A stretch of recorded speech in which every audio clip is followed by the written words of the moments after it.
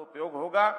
आज आदरणीय गृह मंत्री जी हमको 6 सौगातें देने वाले हैं और इन 6 सौगातों में जैसे सहकारिता एक्सपोर्ट हाउस का उद्घाटन अभी आपने किया है, अब इसके बाद 5 और नई योजनाओं का आप उद्घाटन और शिलान्यास करेंगे। उसमें विशेष तौर पर जैसे एक सांझी डेयरी यानी कोऑपरेटिव तरीके से, और जो हमारे गरीब परिवार हैं, मुख्यमंत्री अंत्योदय परिवार योजना के अंतर्गत जो लोग पशु बांध करके और दुग्ध उत्पादन का काम करना चाहते हैं, शायद व्यक्तिगत रूप से अकेले काम करने में कठिनाई आएगी, तो हमने उसकी कल्पना गुजरात का जो आकोदा विलेज है, आकोदा गांव, वहां पशु छात्रावास जैसा योजना चलाई गई है, उसी पशु छात्रावास के आधार पर यहाँ एक सांझी डेयरी की कल्पना की गई है, तो वो योजना भी आज से शुरू होगी। इसी प्रकार पानीपत की शुगर मिल, उसमें एथेनॉल का प्लांट लगाया जाए, इसका भी शिलान्यास आप करेंगे। 150 करोड़ रुपए की योजना है और इसमें प्रतिदिन 90 किलोलीटर जो ये एथेनॉल है, ये इसका उत्पादन होगा। तो इसके कारण से मिल की आमदन भी बढ़ेगी और उससे किसानों को बहुत बड़ा लाभ होगा, क्योंकि किसान आज गन्ने की कीमत जितनी मिलनी चाहिए शायद उसमें कहीं ना कहीं कमी महसूस करता है।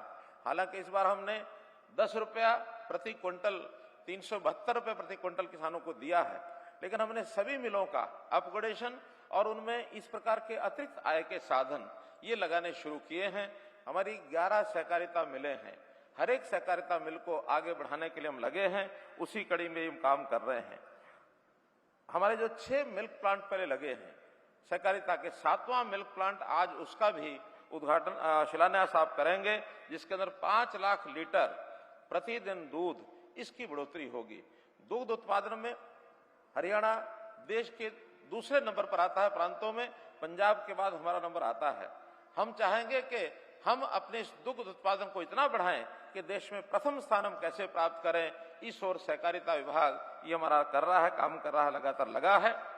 और जहां तक एक्सपोर्ट की बात है, पिछले 2 वर्षों में हैफेड ने एक्सपोर्ट जो बढ़ाने का काम शुरू किया है, पहले बहुत कम होता था, लेकिन उस एक्सपोर्ट को बढ़ाने का काम करने के कारण से हरियाणा का एक्सपोर्ट देश में 5वें स्थान पर हम आ गए हैं। 2,15,000 करोड़ रुपए का एक्सपोर्ट ये हमारा इस वर्ष हो रहा है। अगले वर्ष का टारगेट हमने 2,50,000 करोड़ रुपए का टारगेट रखा है एक्सपोर्ट का, ताकि एक्सपोर्ट से अपने देश को एक प्रकार से जिसको कहना चाहिए फॉरेन एक्सचेंज के नाते ये एक इनकम जो होती है वो देश की सीधी आर्थिक प्रगति के अंदर सहयोगी होती है, काम आती है। अपने देश की आर्थिक जो स्थिति है, प्रधानमंत्री जी ने जैसे कहा कि 5 ट्रिलियन अमेरिकन डॉलर की इकोनॉमी हमारी बननी चाहिए और 2025 तक वो टारगेट है। निश्चित रूप से हरियाणा का जो उसमें सहयोग है, जो उसमें भागीदारी है, वो अपने हिस्से से ज्यादा हम करेंगे, ऐसा माननीय गृह मंत्री जी मैं आपको विश्वास दिलाता हूं। हम तो सबका साथ, सबका विकास, सबका विश्वास, सबका प्रयास, इस एक प्रकार की ये भी सहकारिता की नई एक परिभाषा है। सहकारिता में सब लोग मिलकर काम करें और मिलकर काम करने से ही आगे बढ़ेंगे। जैसा ये इस देश में बाकी कामों पर लागू होता है, सहकारिता विभाग में भी उसी प्रकार से लागू होता है।